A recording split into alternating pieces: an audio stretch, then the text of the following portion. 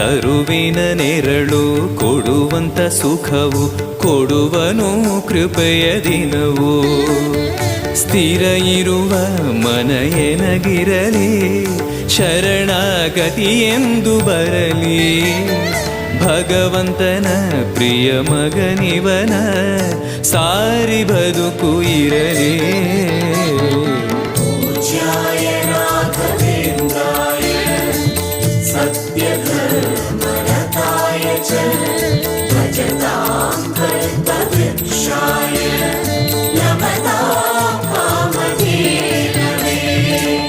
ಆಲಯವೆಂದರೆ ಮಂತ್ರಾಲಯವೇ ಬೇರೆ ನಾ ಅರಿಯಲಾರೆ.